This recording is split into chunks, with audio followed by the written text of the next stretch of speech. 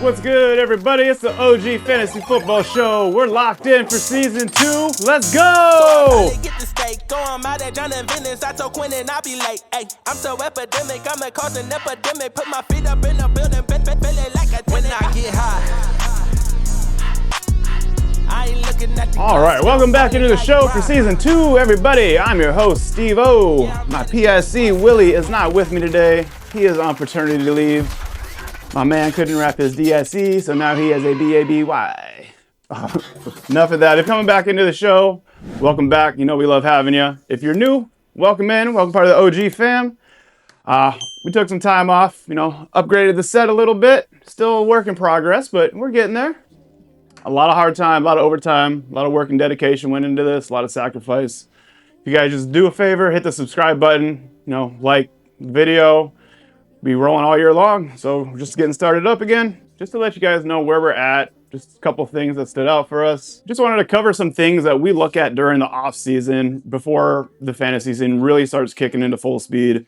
Right now we're kind of ramping up, getting our research done, everything, getting our rankings in order. But I kind of wanted to talk about a couple of things that stick out to us. So one is the rookie inflation price. Like, everyone's excited to see these new rookies coming in. They're like new iPhones. Everyone has to have them. Their value shoots up in drafts, but ignore the hype trains. Ignore the little Twitter videos, the 1-second highlight reel catches. Just ignore it, okay? They're still rookies. They're going to get there. You can draft them. Just don't overdraft value. Just know that talent doesn't always equal fantasy production. It helps, but it doesn't always guarantee it.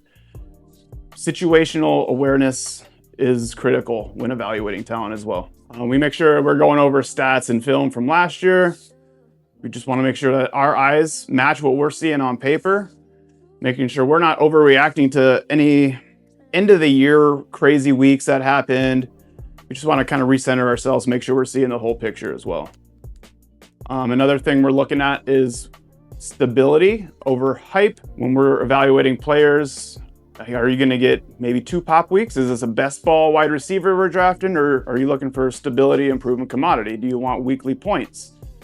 I mean, fantasy, you have to be able to embrace that volatility and work with it in order to win, but your entire roster can't be volatile. So understanding that stability and where we're going forward. But that is something we look at in the offseason when we're evaluating new talent coming in, when we're evaluating old talent coming in. But with that in mind, I think we're going to go ahead and jump into our new segment called Fantasy Whack-A-Mole.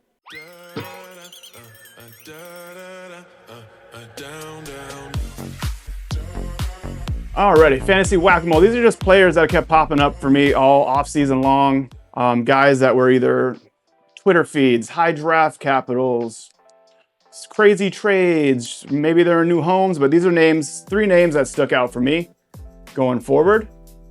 And the first one we're going to talk about, we're just going to get his name out the way, is Jeremiyah Love. He's 3rd overall drafted player in this year's draft, which is insane for a running back. And I'm going to be honest with y'all, I went into my Jeremiyah Love scouting completely ready to shoot it down. Like, I was full on board the hype train. Like, he was overhyped. He's getting too much draft capital. I can't do it. Going back and watching the film and looking at the stats, I mean, the dude checks every single box you want to see, not only as an NFL prospect, from a fantasy prospect as well. I mean, even in his position in Arizona, if the rushing stats aren't great, he has the receiving upside to help balance those volatile weeks. This is a dude who has elite burst and acceleration. He's your prototypical fantasy running back at this point. He's a 3-down back. He can block, he can receive, and he's explosive enough to make big plays. I think right now, if him and Ashton Jeanty were in the same draft class, I believe Jeremiyah Love would have been drafted earlier. And it was just because of the collegiate pedigree that he had. People are saying, he's too expensive, and I'm not know if I agree with that 100% yet. Where Ashton Jeanty was last year was kind of crazy, and I think we learned that we shouldn't be trusting, first-round rookie running backs in our first rounds of drafts. But with that being said, I mean, he's going roughly around that 1-2, right in the second round right about now. I'm assuming his name will get boosted up. He'll probably be on that 1-2 turn come August when drafts are rolling around and our, casuals start picking up more. But what we're paying is we're paying the H-hand tax right now. Going to go before, he's probably going to be a top 6 pick this year.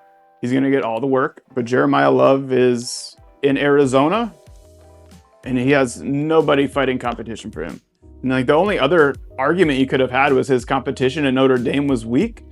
But I mean, he played enough high-level competition in the playoffs and throughout his career that even that argument falls flat. So really, there's nothing not to like about Jeremiyah Love besides the cost that he's bringing right now. With that being said, monitor the ADP. The talent is there. If he creeps into the first round, I would be a little hesitant to pull the trigger on drafting Jeremiyah Love this year. But at the back end of the second, I think that's a solid RB1. Or even if that's your RB2, that's a solid play to have going forward for your season. Next player we're going to talk about is Cam Ward. And I know you're kind of looking at me like, Cam Ward, why are we talking about a quarterback who finished 20th overall in rankings last year? But they upgraded his offense this year. He's going into year 2. And the strides he made in the back half of the season, I think, were monumental. He had 1 interception his last 8 games, which was insane. I mean, you really saw after that bye week, he came out and they were on point as far as he knew the offense. Something switched and it clicked for him finally. And I mean, you saw it in the stat sheets as well. Like I said, no interceptions. His touchdown, he only had 15 touchdowns last season, which, it's expected from a rookie quarterback. You're not expecting him to go out there and put up 30 touchdowns every year. This is the guy who's not going to electrify you on the ground with his running ability, but provides enough of it to give you a stability each week if he does, throw an interception or 2. He's not going to get you, 350, 400 rushing yards this season, but like that 150 to 200 range is in there. And I would expect that to rise as well once he gets a little bit more understanding of the offense. I mean, and we did see that towards the second half of this season. I mean, it wasn't huge numbers. I mean, there was a couple of 30-yard games and a couple of 10-yard games, but that's the floor you're looking at. You get built-in rushing upside. So it does help mitigate some of them, those rookie mistakes, some of the sophomore slumps he's going to have. But I think Cam Ward's in line for a really good second season. If I'm going into drafts in August and Cam Ward's in the 11th or 12th round, I'm going to scoop him up as probably my second quarterback. Maybe roll the dice if I, waited till the end and wanted to stream quarterback. That's a good streaming option as well. But I like the options in Tennessee this year. I think Cam Ward is good. He has a good quarterback, good coordinator, second year in the system. I like all the signs pointing up for Cam Ward.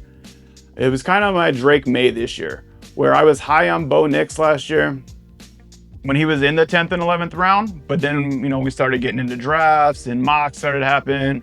And then by the time August rolled around, Bo Nix is in the 6th round. Drake May is sitting in there in the 12th or 10th round. And I took Drake May in almost every league last year because of that. So it wasn't that I disliked Bo Nix. It was just I liked the value and the ability of Drake May last year. And that's what I see in Cam Ward this year. Not as much rushing upside, which I think lowers the ceiling, but a solid pick nonetheless. The last player I want to talk about was one I don't think any of us really saw happen, was the Jalen Waddle trade to Denver. Now, Jalen Waddle going to Denver I love this move because it's Marvin Mims.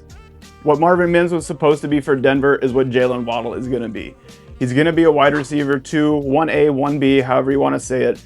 But he's going to have the ability to take the top off of defenses and still be a polished wide receiver that's going to get you PPR value all season long. I love this move. I love where Jalen Waddle is at, going around the 6th round as a solid wide receiver 2 value this year. And he's going to get you spike weeks where he gives you wide receiver 1 value. The consistency of having Bo Nix at quarterback is so much more stable than having Tua Tagovailoa back there. It is just going to be so much better for Jalen Waddle in Denver. This should be a playoff team. They have a good schedule. They have good opponents. I think Jalen Waddle finishes the season as a top 15 wide receiver.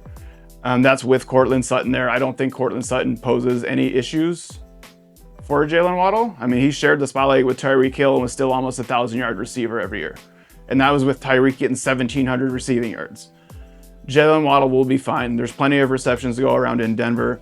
I mean, this is a guy who's 27. He's hitting peak wide receiver years. The sky is the limit for Jalen Waddle. I mean, all signs point to go. I mean, he had another almost 1,000-yard receiving season last year, and that was with the Tua injuries. That was with the Tyreek Hill uncertainty, with Miami being as terrible as it was. I mean, it was that bad that they had to fire their head coach. So, I mean, it was a full reset in Miami. And now he moves to, you know, what should be a Super Bowl team in the Denver Broncos this year. Jalen Waddle this year, he reminds me of Devonta Smith, but with a 3-round discount and more upside. I mean, that's obviously depending on the A.J. Brown situation and all that. In Denver, this isn't just a guy that they, gave up a late round pick for. They traded valuable assets to go get him. They paid him after they did so. I think the issue isn't that Jalen Waddle has lost talent. The issue is the fantasy community's gotten bored with the name, and they're tired of wide receiver 18, 19, 22 production out of Jalen Waddle. When they take him in the 3rd, 4th round, they expect, high-end wide receiver 2, borderline wide receiver 1 every year. And then, a little bit of the injuries bug creeps in from time to time as well. But with that, that's gonna wrap it up for the fantasy whack-a-mole session. But those were 3 players that just kept popping up on my feed all offseason long, the last few months. Just kind of had to talk about them, get it off my chest. But yeah. And what kind of fantasy show would it be if we didn't have a little bit of trash talk, man? Willie's not here. I ain't got my partners with me. We're going into this year. We're not getting any stupid trade offers this year. Coming off of another championship season.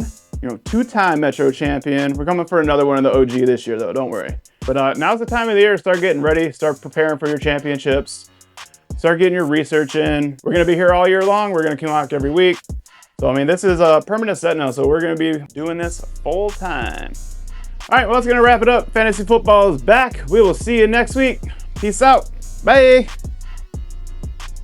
We back with another banger.